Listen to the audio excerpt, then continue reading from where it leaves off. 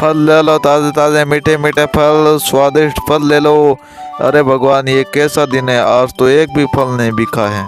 फल नहीं बिकने के कारण कालू कौवा थक हार कर घर आ जाता है। अपने पत्नी को काम करते देख कालू कौवा कहता है, अरे अरे, तो आ गई क्या मायके से? ये भी अच्छा हुआ। चल मेरे पैर दबा और जल्दी से खाना लेकर आ। वैसे भी आज मेरा मूड खराब है। आज 1 रुपए का भी फल नहीं बिका, आज सारा दिन खराब हो गया। यह बात सुनकर टुनटुनी चिड़िया बहुत ही गुस्सा हो जाती है। जी आप बिना पैसे के घर क्यों आ गया? आपका पता है ना सब्जी कितनी महंगी हो गई है। मैं आपको कोई खाना वाना नहीं दूंगी, पहले पैसे कमाओ और फिर घर आना। अरे टूनी, तू खाना कैसे नहीं बनाएगी?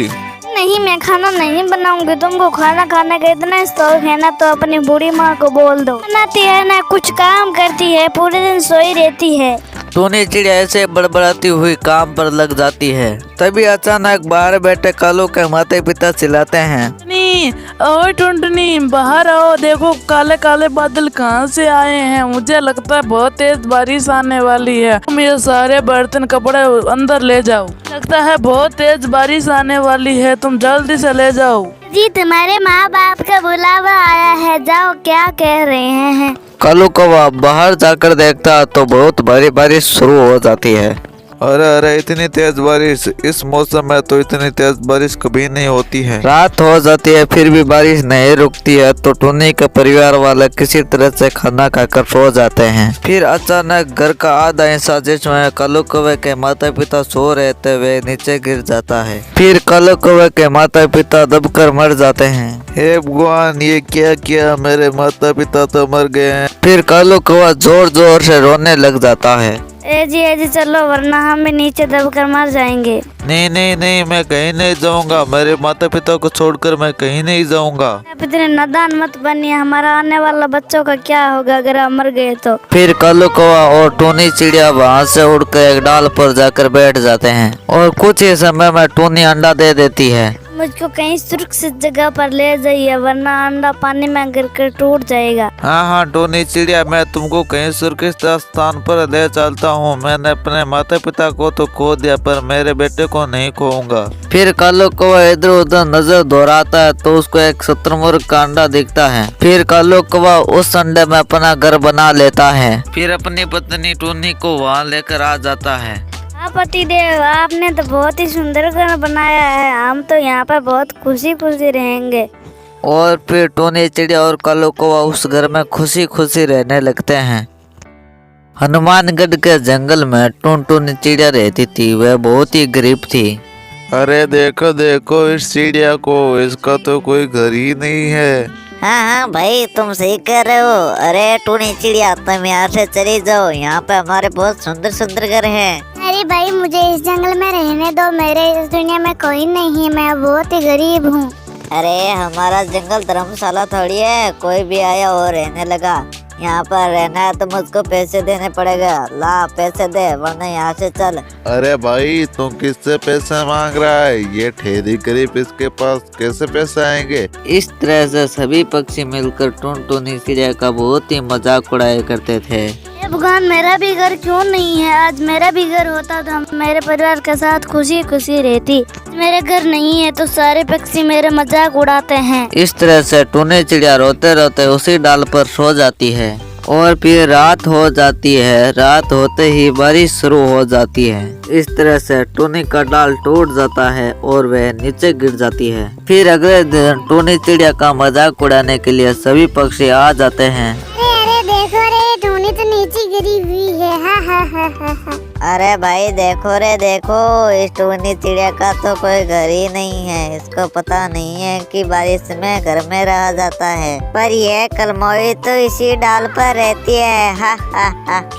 टुनी अपनी बेइज्जती सुनकर रोने लग जाती है। टुनी चिड़िया उस जंगल को छोड़कर दूसरे जंगल में चली जाती है। और फिर टुनी चिड़िया उस जंगल में जाकर एक डाल पर बैठ जाती है। तभी वहाँ पर चिक्की चिड़िया आती है। टुनी चिड़िया, तुम इतनी उदास क्यों हो? बताऊँ चिकी बहन, मैं सारे समय डाल पर रहती हूँ। सारे पक्षी अपने अपने घर में रहती हैं। बचपन से डाल पर ही रही हूँ। ये पक्षी चिढ़ाते हैं। बस इतनी सी बात, मेरे साथ चलो टुनी चिड़िया। और फिर चिंकी चिड़िया उसको जादुई लोक ले जाती है। चिंकी चिड़िया, तुम्हारे पास तो बहुत ही सुंदर घर है, काश मेरे पास भी ऐसा घर होता। टुनटुनी, जादुई मिट्टी तो इससे अपना घर बना लेना है, ना ये बारिश से भीगता है ना ये टूटता है। आपका बहुत बहुत धन्यवाद चिंकी चिड़िया, आपका एहसान मैं कभी नहीं भूल पाऊंगी। फिर चिकी चिड़िया जादुई मिट्टी लेकर धरती पर आ जाती है और उस मिट्टी से अपना एक नया घर बना लेती है। और फिर टुनी चिड़िया उस मिट्टी के घर में खुशी खुशी रहने लगती है। राजस्थान के एक जंगल में बंटी कबूतर रहता था। वह बहुत ही ईमानदार किसान था। वह अपने खेत में अंडे की खेती किया करता था। एक दिन अपने पिता से मिलने के लिए टोनी खेत में आती है। पापा, मुझको भी अंडे की खेती सिखाओ ना। अरे बेटा टोनी, तू अंडे की खेती क्यों सीखना चाहती है? तुम्हारी तो अभी उम्र पढ़ने लिखने की है। तू जा और पढ़ाई कर, तुमसे अभी अंडे की खेती नहीं हो पाएगी। पापा नहीं पापा, मुझे भी अंडे की खेती सीखनी है, मुझे अंडे की खेती सिखा दो ना। अरे बेटी, अगर घर की बेटी अंडे की खेती करेगी तो हमारी नाक ही कट जाएगी। अरे बेटी, तुम अब घर जा और मेरे लिए गर्मा गर्म खाना बना कर लेकर आ। मैं बाजार में जा रहा हूँ अंडे को बेचने के लिए। पापा मैं घर जा रही हूँ। टोनी चिड़िया के घर जाते ही बंटी कबूतर अंडे बेचने के लिए बाजार चला गया। अंडे ले लो, अंडे ताजे ताजे अंडे, संडे हो या मंडे रोज खाओ अंडे। अंडे ले लो अंडे भाई साहब, अंडे ले लो भाई साहब अंडे। और भाई कैसे अंडे दिए हैं? अरे भाई 100 रुपए का एक अंडा है। ठीक है भाई, 1 दर्जन दे दो। ये लीजिए भाई आपके अंडे। वाह भाई, आपके अंडे तो बहुत स्वाद हैं। अरे भाई, ये मेरे खेत के अंडे, इससे ज्यादा स्वादिष्ट आपको कहीं नहीं मिलेंगे अंडे। हाँ हाँ, तुम्हारी बात वो सही है। आप बताओ कितने पैसे हुए? मात्र 100 रुपए हुए हैं भैया। ये लीजिए भैया आपके अंडे के वैसे। इसी तरह से जंगल के सभी पक्षी बंटी कबूतर के पास आकर सभी अंडे ले गए और बहुत सारे पैसे आ गए। अरे वाह, आज तो बहुत ही अच्छी कमाई हो गई है। इन सारे पैसों को लेकर मैं घर जाऊंगा तो टोनी बहुत ही खुश हो जाएगी।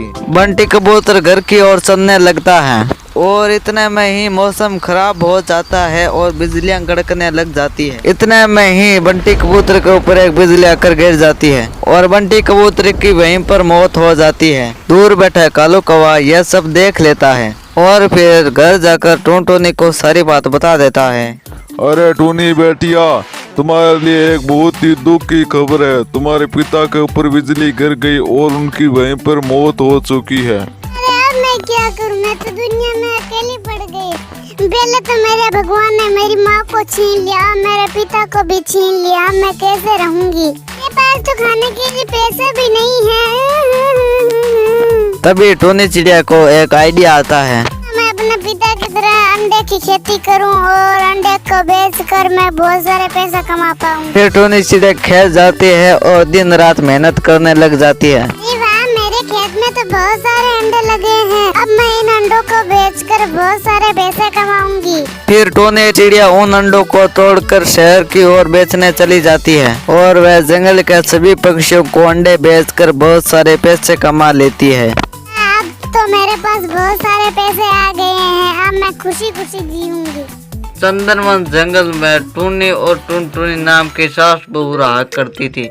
एक दिन टुनटुनी अपनी सास टुन्नी से कहती है, माँ जी सब्जी लेने सब्जी मंडी चलते हैं। बहू सब्जी के दाम आसमान को छू रहे हैं। इससे हमको क्या तकलीफ, हम तो सब्जी लेंगे और चल पड़ेंगे। आप धीरे धीरे सब्जी वालों को अपनी बातें में फंसाइएगा, तब तक मैं सब्जी लेकर चोरी कर लूंगी। ठीक है बहू, तुम बड़ा सा थैला ले ले और चलते हैं। टुन्नी और टुनटुनी सब्जी मंडी सब्जी लाने चली जाती है। वह दोनों कालू कौवे के पास जाती हैं।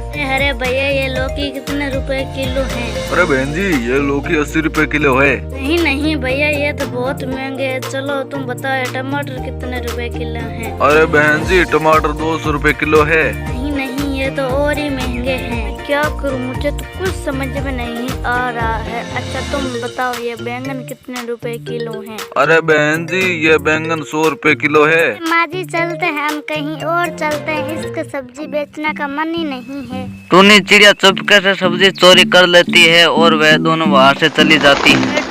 चल हम सुना हार वाली दुकान में चलते हैं ताकि हमें कुछ मौका मिलता ही हम सारे हार चुरा लेंगे। ठीक है, अब की बार तुम सोनार को अपनी बातों में फंसाए रखना, मैं 2-4 हार उड़ा लूंगी। ठीक है माँ जी, आप कह रहे हैं तो चलते हैं। वे दोनों सोनार के पास चली जाती हैं। आइए आइए बहन जी, आपको क्या चाहिए?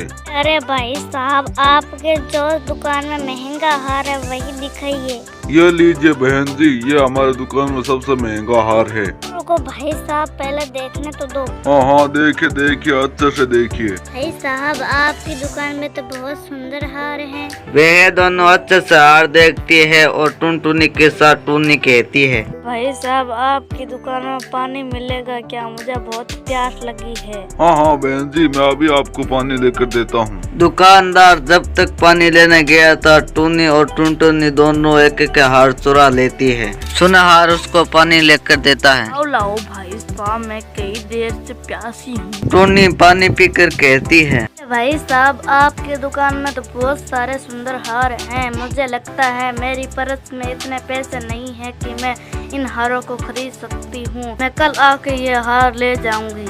वे दोनों वहाँ से घर आ जाती हैं। अरे माँ जी, आज तुमने बहुत लंबा हाथ मारा है। जब दुकानदार को पता चलेगा कि मेरा हार गायब है तो वो तो सर कपड़ बैठेगा। हाँ हाँ बहू, तू सही कह रही है। अगली बार हम दूसरी दुकान पर जाएंगे।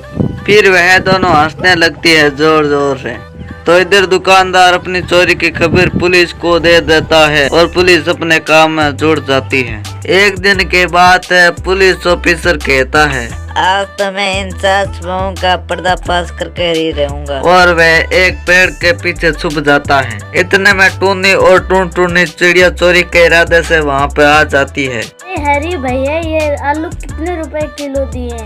हाँ जी, 20 रुपए किलो है आलू। हाय राम, इतने महंगे तो शहर में भी नहीं है। तभी मौका देखकर टुनटुनी चिड़िया सब्जी चुरा रही थी। तभी इंस्पेक्टर साहब आता है और उन्हें रंगे हाथ पकड़ लेता है। आज मिली हो, कितने दिनों से तलाश थी तुम दोनों की। अब चलो जेल में चक्की पीसना। और फिर कलो कवा जाकर उन दोनों को जेल में बंद कर देता है।